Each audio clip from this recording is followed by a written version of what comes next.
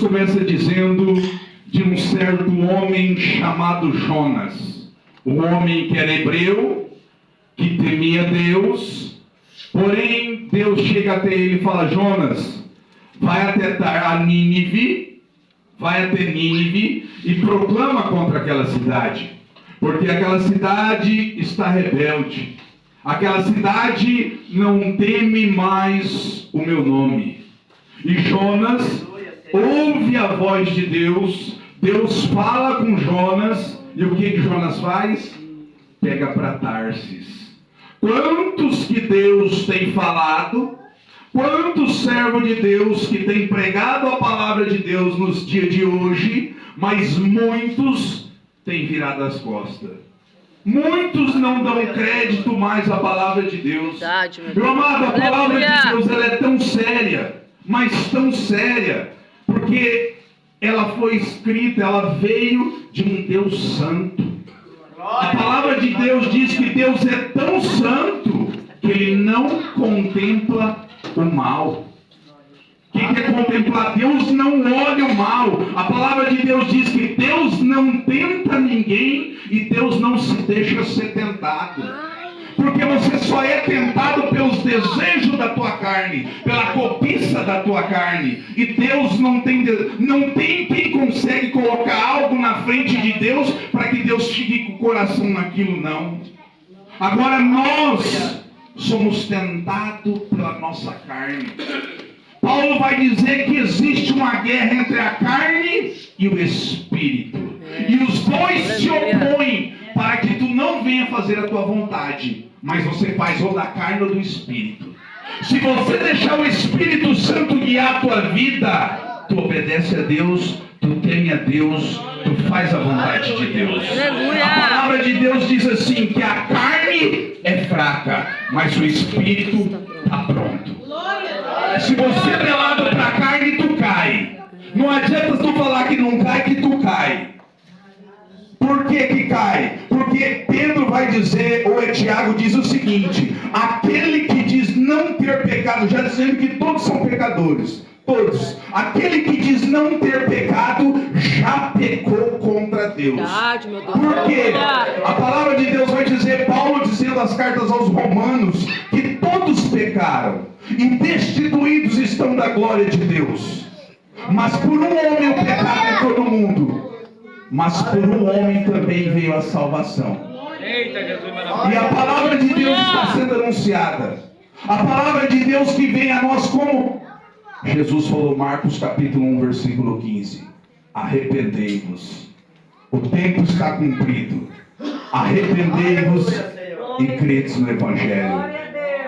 Nós temos que se arrepender. Deus chama Jonas para ir até Nínive. Vai lá, Jonas, e prega com aquela cidade. Fala para aquele povo se arrepender, porque dentro de 40 dias eu exterminarei aquela cidade. Aleluia, Jesus Cristo. Tu és santo, meu Deus. Glória a Deus. Era um povo que Aleluia, Deus. temia Deus. Logo nós vamos ver que era um povo que temia Deus, conhecia Deus, mas estava em rebeldia.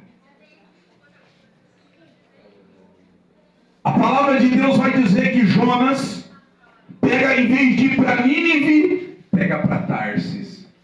E quando ele vai para Tarsis, ele compra uma passagem e entra num navio e vai lá e deita naquele navio. Quantos que Deus chamou, Deus designou para você faça isso. Cada um tem um chamado, a palavra de Deus vai dizer. Aleluia. Uns Deus chamou para evangelista, outros para os pastores, outros Deus deu o dom da palavra, outros a palavra de Deus diz: o que tem dom de exortar, exorte, o que tem dom da palavra, pregue a palavra, mas se dedique. Glória a Jesus. Ele diz: se dedique. E quantos que têm fugido do que Deus tem chamado? Quantos que precisam se arrepender? Aleluia. Ah, não, mas eu tenho o Espírito Santo. Você sabe como é que a primeira virtude de quem tem o Espírito Santo? A primeira virtude do Espírito Santo, você sabe qual que é? Indo para a palavra de Deus. Por que, irmão Rafael, pela palavra de Deus? Porque Apocalipse diz o seguinte, Apocalipse capítulo 22, versículo 18, diz assim, ó: Por quê? Porque eu testifico a todo homem que ouvir as palavras da profecia desse livro. Se algum homem lhe acrescentar alguma coisa, Deus acrescentará as pragas que está escrita nesse livro. Então eu não tenho que acrescentar o que está escrito aqui. A palavra de Deus ela é suficiente para a minha vida. A palavra de Deus... Jesus diz assim ainda: e se algum homem retirar alguma das palavras deste livro, Deus retirará a sua parte do livro da vida. A palavra de Deus não é brincadeira. Aleluia. A palavra de Deus vai dizer, Hebreus 4, versículo de número 12. A palavra de Deus é viva e eficaz, mais penetrante do que uma espada de dois gumes, atinge até a divisão do corpo e da alma, das juntas e medula, discerne os pensamentos e as intenções do coração. Nada lhe é invisível. Tudo é nu e descoberto aos olhos daquele a quem devemos de prestar conta. Deus está vendo o que você faz. Deus sabe do teu pensamento. Deus sabe o que você deseja. Deus sabe a ambição. E Ele vai julgar isso. Ele está vendo. O pastor não está vendo, mas Deus está vendo. Mas a minha esposa não está vendo, mas Deus está. A palavra de Deus diz o seguinte: não temeis a homens que pode matar o corpo, mas não pode matar a alma. Temei antes a Deus, que mata o corpo e a alma e ainda pode lançar no inferno. Jesus, aleluia. Muitos estão brincando com a palavra de Deus. Muitos estão pregando a palavra de Deus, mas não estão vivendo a palavra de Deus.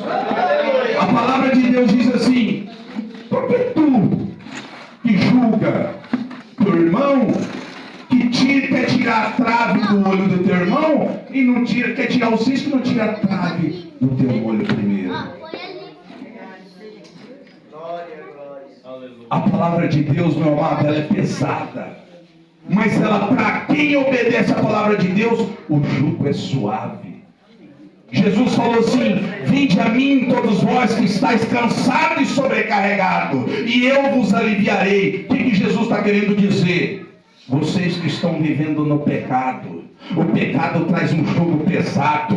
O pecado faz o homem ficar escravo. O homem começa a fazer uma coisa, faz outra coisa e nada dá certo. O diabo é astuto, meu amado.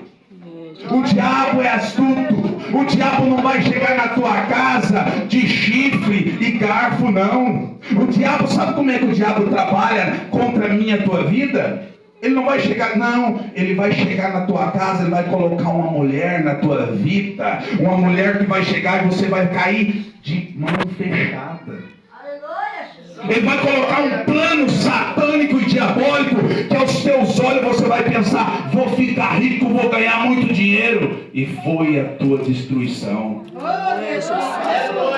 O diabo não brinca de ser diabo. A nossa guerra não é contra a carne, não. Não é contra o irmão que eu estou vendo, não. A igreja de hoje em dia, em vez de ajudar o irmão a levantar, ela empurra ele para fora. Paulo diz: orai uns pelos outros, ajudar os fracos na fé. Ajudar. Não, a igreja empurra. Quantas cartas aqui? As cartas, meus amados, as cartas de Paulo, 1 Coríntios, 2 Coríntios, ele manda a carta de 1 aos Coríntios. Coríntios não ouviu, ele manda a segunda carta, porque ele está mandando para as igrejas. As cartas aos Filipenses, ele está mandando para as igrejas de Filipe. Porque a igreja estava errada, ele está corrigindo. O nosso dever é anunciar a palavra de Deus para que nós venhamos herdar a vida eterna. Muitos querem viver, meus amados. O céu e o inferno existem. O inferno não é brincadeira, meu amado. Nós temos que obedecer a Deus. Jonas tentou fugir. Jonas foi para o outro lado. Mas o que Deus fez? Mandou um vento impetuoso. E outra coisa que eu aprendo com essa palavra: o que aqueles homens do navio tinham a ver com aquilo? Nada. Mas por causa de Jonas, eles estavam sofrendo a consequência também.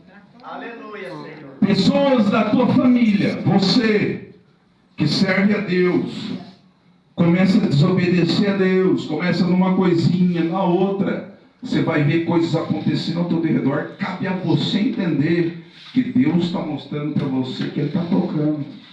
Glória a Deus, aleluia. Porque não aconteceu assim com o pessoal do navio? Deus querendo tratar com Jonas, o navio começaram a jogar as cargas do navio para aliviar o navio. Peraí, vamos lá nesse homem que está lá deitado. Quem tu é? Falou, sou hebreu, sirvo a Deus, o Deus que criou o céu e a terra. E engraçado, meus amados, que eles jogam a sorte ainda. Ele joga a sorte e cai sobre Jonas. Você vê como é que de Deus ninguém escapa? Glória a Deus. Glória a Deus, aleluia. Como é que pode? Meus amados, a palavra de Deus diz que Deus vê nós do tamanho de gafanhoto. Ele criou tudo. Ele criou tudo. O único ser que é onisciente, onipresente e onipotente é Deus. Glória a É Deus. Jesus, é Deus. Glória a Deus, aleluia. Mas muitos não estão nem aí. Não estão dando devido pesar pela palavra de Deus. Não está dando devido pesar pelo pecado.